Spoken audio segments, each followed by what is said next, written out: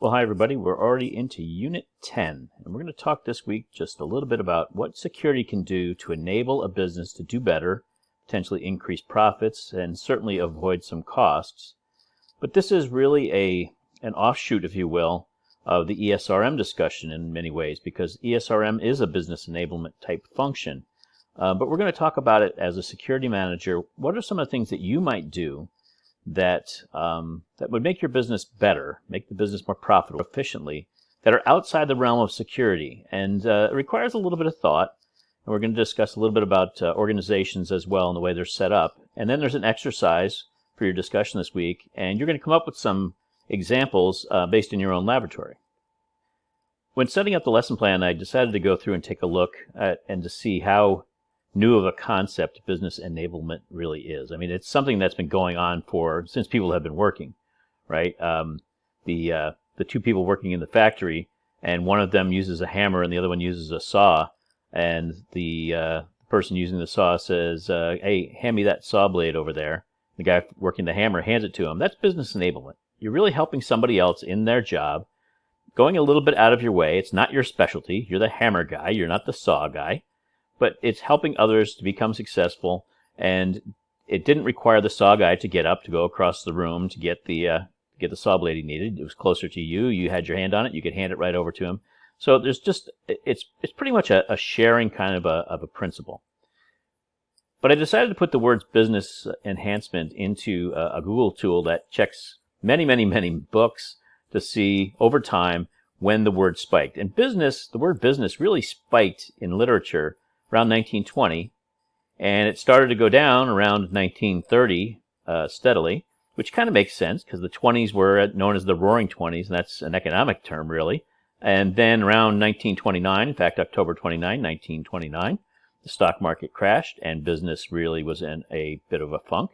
There were less business books written, and it stayed down right through around the 1980s when the economy started to pick up again after the Depression. There was the war times, less books being written about business because there were less people in school, and most business books were school books, quite frankly. But look, it stays pretty high, and it's a pretty common term in literature. If we look at the term enablement, though, and the word enable and enablement's been around since the English language, I would suppose. Wouldn't want to put a date on it, but certainly more than this chart shows. It really picked up as a term in literature around the year 2000 and has grown pretty steadily since. And really it's because a lot of books are discussing how to get more out of an organization. And that's really what enablement's all about. When I put the two terms together, you can see the spike in business enablement in literature. And it really is a relatively new concept. And it's just kind of a fun exercise for me when we talk about terms in business, terms in security. When did this really start being the buzzword? This particular tool allowed us to take a look at that. And we see that the term business enablement really comes at a time when businesses are trying to become as lean and mean as possible, as efficient as possible, so they can maximize profits. And we're talking about, for-profit businesses. And in the case of not-for-profits, they're still becoming lean and mean so they can use their funds, the limited funds that nonprofits normally have, for their particular mission, right? They want to put as much toward the mission as possible. And business enablement is one way that's done. So I just thought this was kind of a fun little exercise to show that the term really is new. This is a relatively new concept. Although it's been going on for quite some time, it really wasn't labeled until within the last 10 or 15 years. So really, what is business enablement? And it really is taking on non-standard roles and tasks that help the rest of the business succeed. It is all about finding things that you can do potentially better or more efficiently than someone else, even though it's their role, and then working in agreement and in concert with them to take that role on and allow them to do something else, and potentially use their limited funds and budget to do something else if it doesn't cost you more money. But it really is trying to find those things that are the most efficient ways to do things and not worry about whose swim lane it's in. To do it right, you want to find opportunities for every role in your organization. And every role has some synergies with someone else that they should be discussing all the time to say, hey, I can take that on if you take this on to make the business better, because in our individual situation, you could do this better than me because you're closer to it, or you have more expertise, or you have more people, you have more time, whatever it may be. And so finding opportunities for everybody in your organization in business enablement is a smart thing to do because it embeds security into the business. And security is seen as a cost center. It's a cost of doing business. And anytime your business starts to get in trouble, they cut costs, right? Just rolls off the tongue, cut costs. Don't be a cost. Be a profit center. Be a organization that adds to the value of the business. Embed yourself in the business and find ways that you can do the business good. It's great for your longevity and for your survival in bad times. It really is about finding opportunities in every challenge and not whose job is it, but who can do the job best. And if you can get into that mode as a business person, you will find you'll be much happier, you'll be much more successful, and so will your business. So that all sounds great. We're going to do things for other people, and we're going to make them more successful, and they're going to do things for us to make us more successful. Those things that we can do better because we're positioned to do so. And in security, we normally have 24/7 operations with people around the clock, whereas another organization may not have that, but may have something that needs to get done at 2 a.m. So, that's all great things that we can do for other people and other people can do for us. But there are some drawbacks. And one of the main ones is taking on things that are so far from your core responsibility that it detracts you from your core responsibility. For instance, I have a guard contractor who recommended as a business enhancement that the guards deliver mail. Now, the guards were doing walking tours, and it made perfect sense that since they're walking through buildings anyway, they could deliver the mail to the desks. But when they were delivering mail, they would have sometimes oversized packages and things that were heavier. They're carrying a heavy mail bag. If they saw something happening they needed to react quickly to, what do they do with the mail? Do they continue to carry it with them? In some cases, there was registered mail. It had already been received through our mail room, but again, it was personal. There could have been checks, all kinds of things in there. Do they throw down the mailbag and chase the guy who may be trying to break in, or do they carry that mailbag that weighs an extra 40 pounds? So there were some real problems that if we took it on, it might work and it might save the mail people a tremendous amount of work, but it also added a vulnerability, if you will, onto the core responsibilities of security that wasn't sustainable. So that's a big drawback. The other one is the training aspect. If you take on a task from another business, we do refer to it that way, other businesses, but other departments, you may not have the expertise, and in fact, you probably won't have the expertise. So it can't be something that's so complex that requires a lot of training, because if it does, you're increasing the likelihood of failure. Security guards are trained in security. If you are trying to train them to deliver mail, that's probably something they could be trained to do if you found an answer to that previous problem. I would not expect, however, that they would be people who would be changing light switches, right? The idea that they would be doing electrical work requires an awful lot of training and experience. Electricians make money for a reason. And so, I wouldn't, you have to be very careful that you don't have a task that's just so complex it needs a lot of training. The no backs problem is just something that bothers me, because once you take on a task from someone and say, let's try this, you have to be very specific when you do that to say, we're going to try this for X amount of time, because you get stuck with it. And being stuck with a hot potato is nobody's idea of a picnic. You really want to make sure that anything you take on with a limited time scope to try it out to see if that synergy really works. Also, when you take things on and they tend to work, that's great, but all of a sudden the business grows. You get into a merger. You add on another building. Normally with security, it doesn't hurt you too badly, because if you add another building, you probably add another guard, and that guard can take on those extra tasks you've taken on. But if you take on something that you really don't know what the limits could be, you are getting into that no backs, no win situation. So be very cognizant of what the workload is, and then understand that this isn't a one-for-one type thing. Oftentimes, in an example we're going to talk about in a minute, oftentimes you don't get anything in return. But what you get is a business that is more successful and might save some money. Oftentimes when you talk about business enablement, it's a reaction to some sort of environmental change in the business. So you're having a bad quarter. Sales are down of your product, whatever that product may be. And the boss calls everybody in and said, hey, we need to find ways to cut costs. We need to find ways to work more efficiently, because we're going to end up with layoffs if we don't. And we're definitely going to have some budget cuts. So you need to find ways to do this better.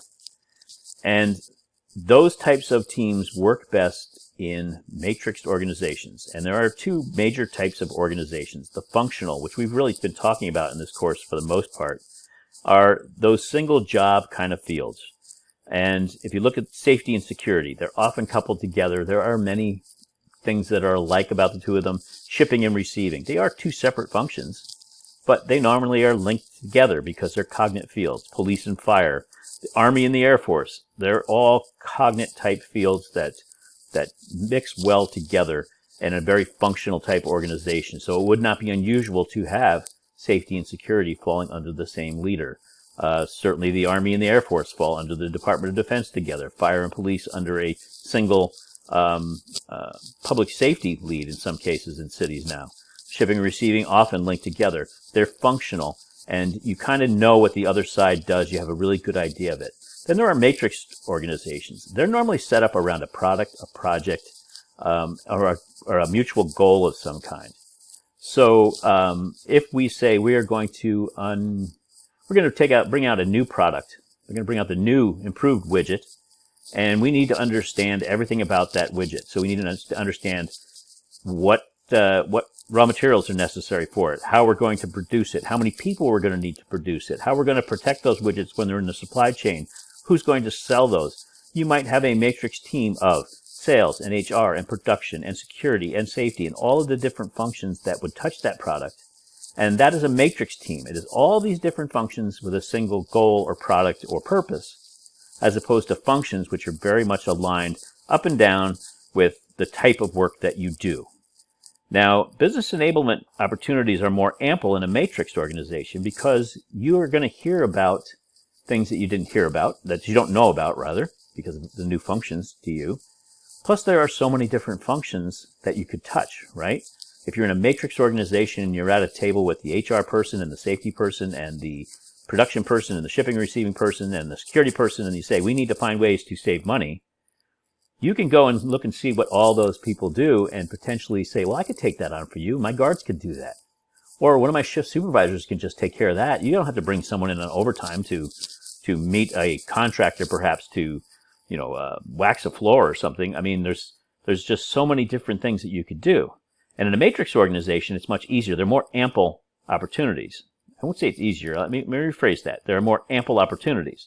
But you don't know everything that those people do, so you have to listen and understand it.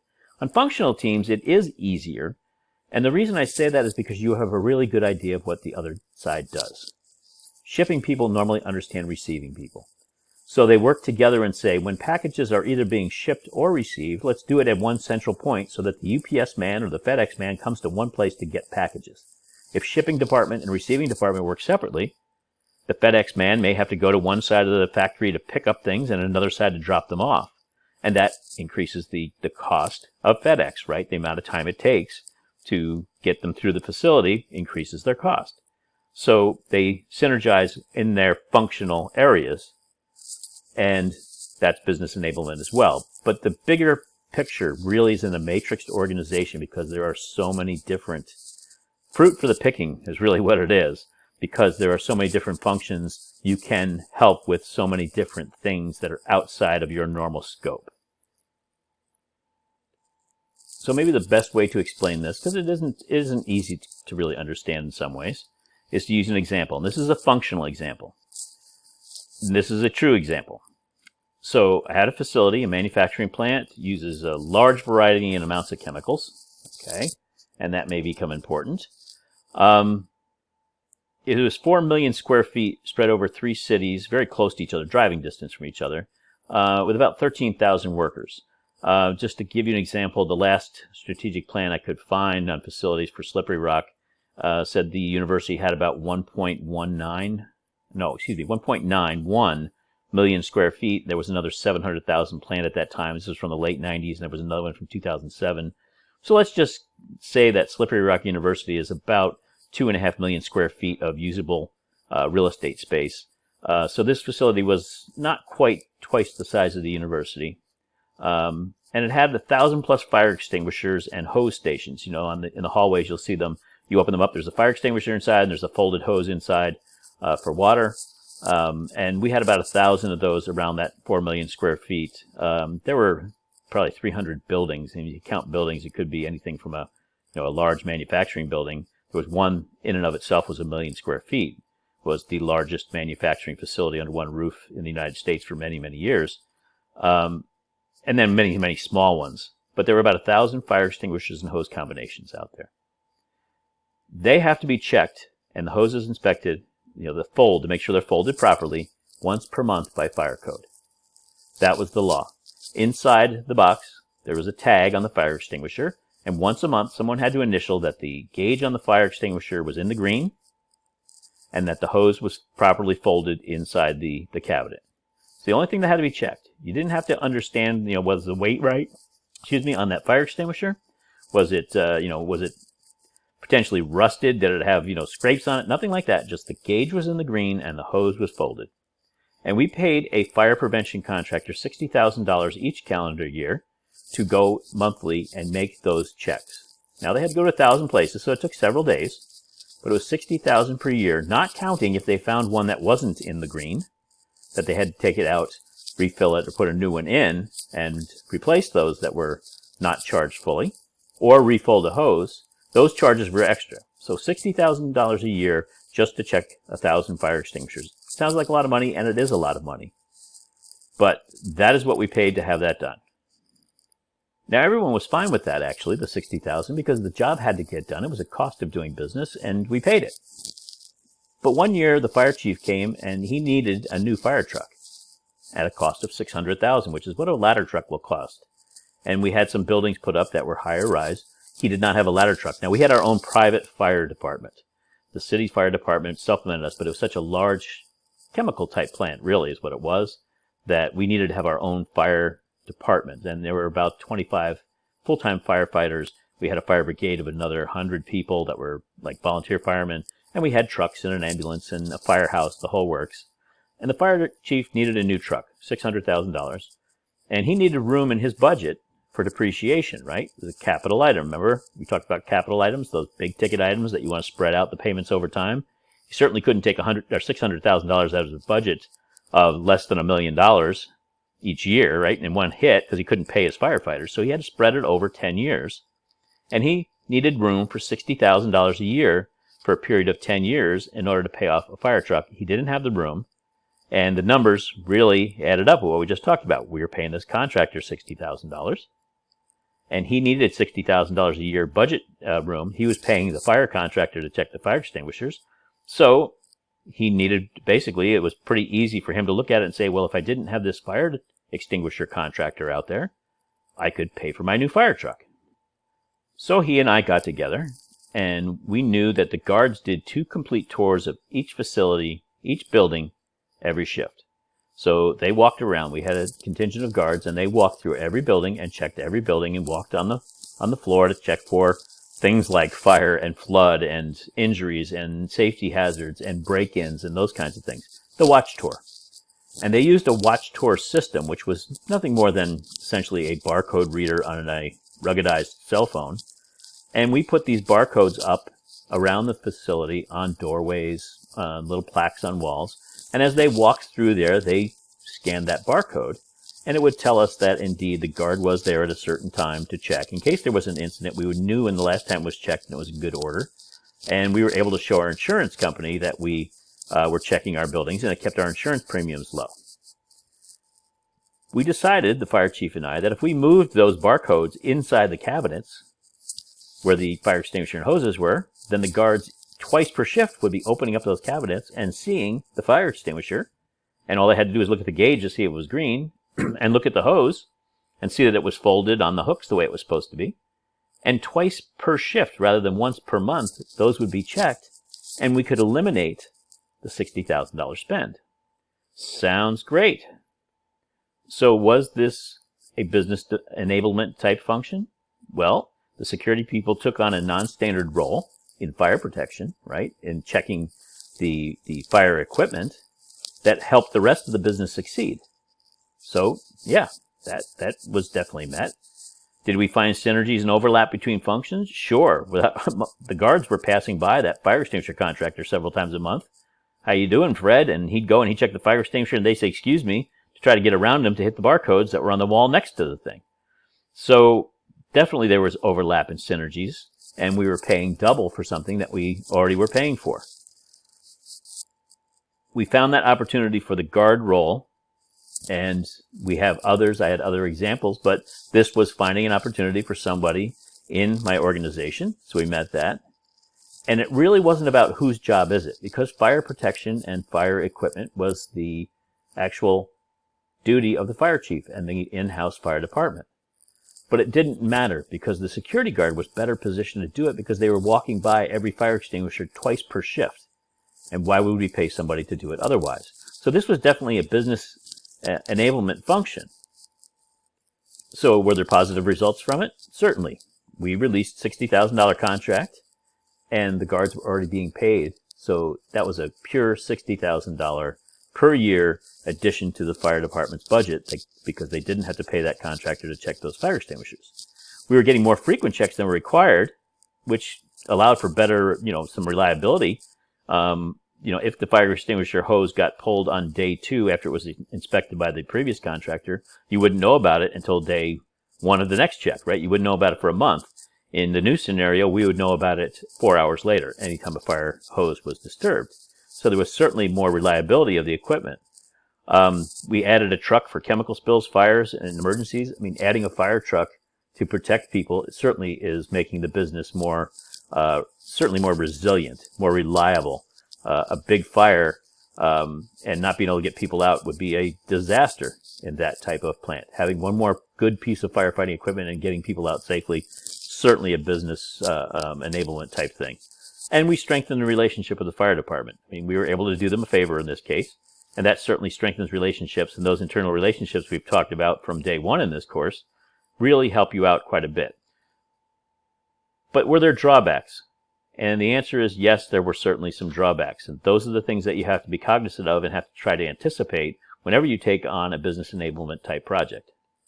If we take our listed drawbacks, which is certainly not all-inclusive, but it does cover the major drawbacks to taking on work, if you will, from anybody, we were able to separate our core responsibilities from the enabling effort. We understood that that wasn't our core responsibility, but our core responsibility was the watch tour, to show that the guard had been there, and simply moving the tag so they could also look at the gauge of the hose. I mean, that was really an easy thing to do. Printing out barcodes cost us pennies if that. Took a couple of days to probably get them up and right and tested, but it was not a problem in separating those responsibilities. We didn't take on all that much. But the potential for failure was there. And I mentioned once a month there was a tag inside that needed to be actually initialed. And although the guards were going in twice per shift and scanning and looking, they missed some of the gauge readings. Some of them were borderline red-green. There's it's a dial on there, and they were sitting right on the line, and the guard said, I'll put it down as good, because if it was bad, they had to fill out some forms. So they may have just decided to make a judgment call that wasn't proper. And in some cases, they just forgot once a month. On the 15th each month, you had to scan and you had to initial the tag. Took an extra second at each box. It wasn't a big task, but they forgot. And those failures came back once to haunt us at a fire inspection, that we had a number of tags that had not been signed and 1 or more fire extinguishers that were still considered serviceable but not optimal. And those failures started to come up, and I owned those failures because now this was my program. I was enabling the business, taking on the work of someone else, but now I owned that, right? Maybe not my fault, but my problem for sure. And certainly the fire chief didn't want it back. There was no way he was taking it back because he'd already spent that money. There was no additional workload over time that I could anticipate, because the good thing about security is when you do take on more real estate, you normally take on more people. There's a certainly an economy of scale we talked about before, but you usually will get more guards if you have more big facilities. But we don't know whether this is going to be a problem or not. If we take on a facility that is, has highly flammable chemicals, water reactive chemicals, those kinds of things, we may need to have, 3 times as many fire extinguishers in that building, or different types of firefighting equipment that will go in that same box, and now we'll have some responsibilities there. So I don't know what the creep factor is, if you will. And clearly, I didn't get any benefit from this, when my guard staff took this on, I say my guard staff, my contracted guard staff took this on, we didn't get anything back for it at all, other than a little bit of grief when they didn't do it right. But it was still the right thing to do, to bring that money back in, to buy important equipment, capital equipment for the organization, to enable the business to do better. But the benefits were not at all shared. So there were certainly drawbacks. And anticipating those drawbacks is something that when you take these types of projects on, you have to consider. Was it still a good idea? Absolutely. The enterprise gets better fire protection. The guard force now is more embedded in the business. Now the guards are not just doing guard work, and someone could say, well, you know, what we'll do is we'll just have them do 1 round per shift. We'll eliminate some of the guards, have them do less work, and we'll pay a little bit more in insurance. Because that's all they're really doing was, at that point, was, you know, taking care of an insurance requirement. In this case, they were providing a legal function, a regulatory function, quite frankly, with fire protection equipment.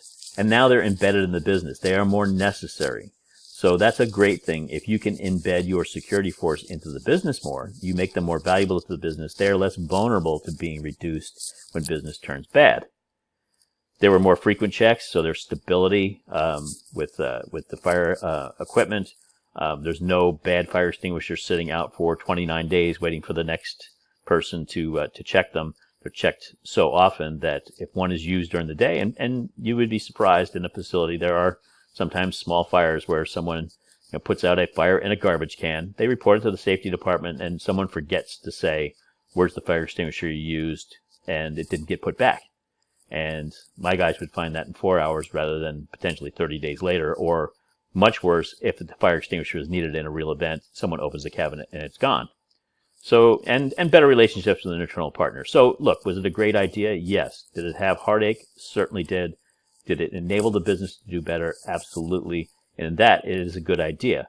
And so, I hope that this helps you understand the business enablement a little bit better. You're taking on tasks from others in a role, or you're giving them some tasks that you do because they are just in a better position to do it, even though it would normally be something that your department would do. So this tees up our discussion exercise for this week, and it's got some instructions that you will only see here.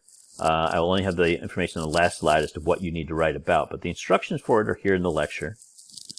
And this is the discussion exercise for this week. It's a one-time post, but I really want you to take your time and think about this, because these are real ideas that you or others may be able to use in their careers. You will come up with 50 examples of different ways that you could enable the business as a security manager. And everyone in the course is going to hear those. They'll go through and they'll read those, look them over, and they will have a full list, if they so desire, to make out all the things that they can bring to the table in these types of meetings and these environments when they go into their new business. It could make your classmates and yourself very successful. So in this exercise, you are the security manager, and you're assigned to a matrix team to solve a problem. So a matrix team, right? The functional team would be your own security department, and perhaps, the cognates that are very close, safety and fire. This is a matrix team. It's going to have people from all different functions, and we'll go over who those folks are. So in this exercise, the business is Slippery Rock University, something you're all familiar with. And you are the security manager at Slippery Rock University. Now, the university at Slippery Rock has a police department. I imagine they have some security components to it, actually. It would make perfect sense that they would. But in this case, you are the brand new security department, and many large universities have both. They have a security function and they have a university police department that work very closely together but are different departments. They're cognates, right? But you're the security manager and you have 10 people per shift, 24 hours a day, 7 days a week. That's your security force. Okay? On each shift, you have 2 shift leaders, one for the East Campus, one for the West, and you have 4 guards under each one of those leaders. The shift leader and 1 guard patrol in vehicles of those 5.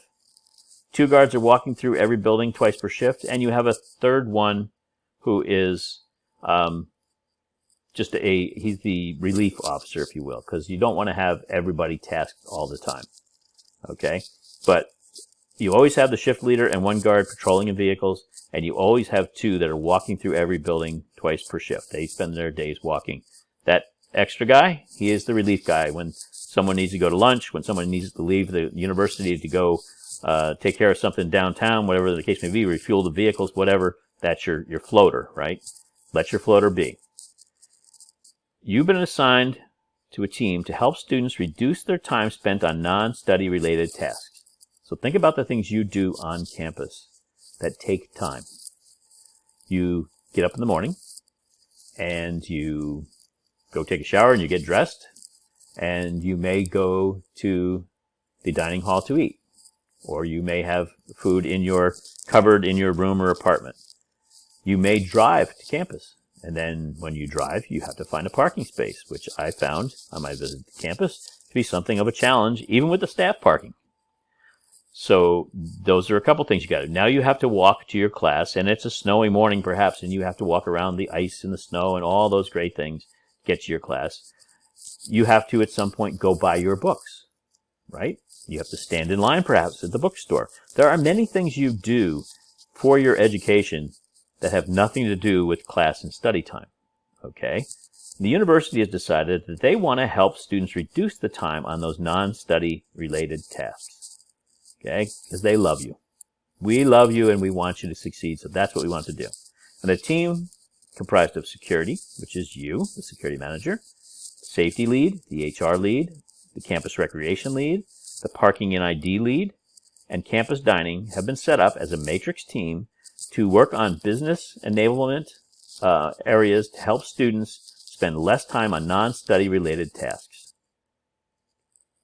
So, based on that team, those different members of the team, the dining, the recreation, the HR, security, safety, come up with one thing that your security team could take on that's not security related, that one of those other team members has in their responsibilities. And I think you understand the general responsibilities of an HR person, of a safety person, of a campus dining person. One thing that they do that security could do for them, so they could free up some time, and it would make whatever security did when they took that on, it would make it easier for students. They would be able to take on a project that could make things easier for students if you took something of theirs, one of their tasks away, and did it for them. Come up with one thing your security team could do. Then I want you to come up with one thing for two of the partners, okay? Two total things that your team partners could do. So what is one thing that campus dining could do that would make it easier for you to get the services they provide? What is one thing perhaps that HR does? Gosh, I wish I'd added the registrar in there, and frankly, if you want to add it in, I may add it in the discussion post. What's one thing the registrar's office could do to make it easier for you in non-direct education-related tasks like registering for classes or dropping classes or getting anything done? Come up with one thing, okay? And then come up with one thing that any one of the partners might do to help you, the security manager, in meeting your team's goals. What's something that you, as a security manager, and you've learned what a security manager does, give the general idea. Think about the different things a security manager does and say, gosh, it'd be easier if HR did that. It'd be easier if campus dining or recreation did that. It would be easier if parking and ID did that for us, and there's usually some synergies there because it's almost like a service office and it's somewhat security related. Okay, but come up with one thing that the partners could do for you. So one thing that you could do for one of the partners or more than one of the partners. Two things the partners could do for each other or you or anybody to make it easier for students. And then one thing the partners could do for you so that you then could take that extra time and funds or whatever they save you by doing it, and you'd be able to apply that to help students. When you're done, I need to know what the positive results might be of some of these changes. And then what some of the drawbacks might be of you taking on something from somebody else or they taking it on from you. Based on at least one of the drawbacks, take from the list that I gave you in the lecture. So, come up with one thing your security team could take on that's a non-security related function, but it seems evident that you could take it on because you've got all these people walking around and driving around campus all hours, 24/7. And then some things those other partners we listed could do in the same vein. And then one thing they could do specifically for you to make you more successful, taking something away from the security department, giving it to one of those other functions, so that you would have more time and energy and perhaps funds to apply to this helping students project. So deliverables for this week, there's some reading. It's not a lot, but there's some. The lecture you've just finished. And the main focus is going to be on this exercise. It's going to be a one-time essay. You don't have to write responses except to me. If I have a question on your essay, I will post it. I will post it before Sunday at noon. And if I have a question on it, you should answer me, because it can only help your grade. It cannot hurt it, right? I have a question on how you might do something. And so everyone has to have this essay in by Friday at midnight. So there's a little bit of writing to do between now and the end of the week. Okay? It's a single essay, no responses, except if I ask you a question. If I don't ask you a question by Sunday noon, watch the Steelers and get ready for your Monday classes, because we're done, right? I won't ask again. But if you have questions about the structure of the essay, be sure to get with me Monday or Tuesday at least, so we can get those worked out. But I think it's pretty self-explanatory. It's not easy. You really have to do some thinking about what you could do to help other people and what other people could help do for you as a security manager to help you, so that in the end you have more time and energy and funds to help students. And that would be a really good way for you to kind of understand how business enabling works. How it's not just the security department's job to do security and HR to do HR. When someone is better positioned because of the resources they have or the places they go or where their office happens to sit to do a job better, then that's where that job should go in a management position. So this really dovetails into security management, because you have the opportunity probably to do more than most, because you have a 24/7 workforce. So with that, those are the deliverables. The lecture is done. You're good with that. The reading is a little complex, but not heavy. And then really work on that exercise. So with that, if you need me, obviously text, email, as you have in the past. I'm in meetings and traveling much of the week. I'm just in New York City, so it's going to be go to work. I walk to my hotel, which is a block away, and I'm probably the only guy in New York City who's in bed by 9 p.m. because I've seen the city. I grew up not too far from the city. There's not much for me to see other than watch a little TV, grade some papers, and move on.